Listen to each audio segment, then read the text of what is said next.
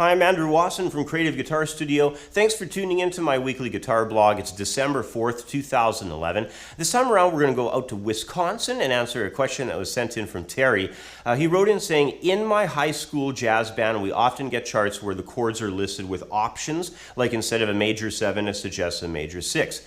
My jazz band teacher doesn't play guitar, but he calls these chord note-substitutions. Could you perhaps talk about this one week on your blog? Thank you for all your great videos, from Terry in Wisconsin. Well, thanks for writing in, Terry. You know, this whole concept generally revolves around finding your own distinctive chord voicings for a piece.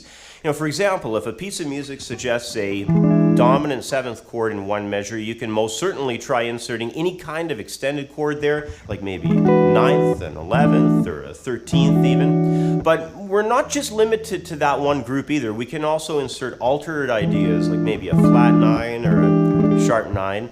So many of the end-use note substitutions that you try inserting will function just fine. However, the use and final application of this approach can also depend on what notes the song's melody is giving you. If, say, perhaps you get a melody tone that can relate to a dominant 7th chord as a flat 9, then that's pretty great. But, you know, turning that same chord into a straight-ahead dominant 9th would obviously clash, because those two tones are a half step apart, and that causes obviously a degree of dissonance there. So next up, I think let's put this idea into play with a short musical example that I've created for this video.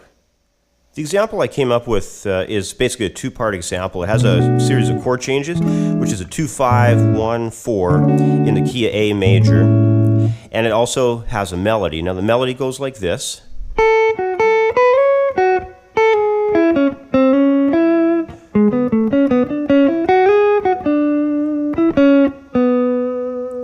And what you can do to build some note substitutions inside these chords is you start looking at the melody and finding some tones that will relate, and you can test and operate a couple of ideas. Now, the note substitution ideas inside the chords that I came up with are on the first chord there. Instead of the B minor 7, I decided to make it a B minor 9. The melody has a C sharp there. So I put the C sharp inside the B minor chord and created B minor 9. On the next chord, that E dominant 7th chord, there is a C natural in that chord, so I created an altered sound with E augmented.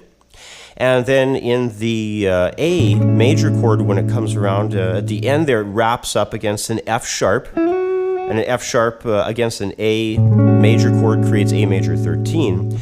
And then at the end there on the wrap up, we target into a B at the end of the D major 7. So I popped in a D major 6, pardon me. So, sorry, the substitutions in total go B minor 9, E augmented, A major 13, and then a D major 6. So you can go through any of the melodies you're working on, maybe if it's a jazz standard or whatever tune you have for your high school jazz band, and start analyzing the melody and seeing what you can add in to the chords and make these cool note substitution ideas part of your playing as soon as you can.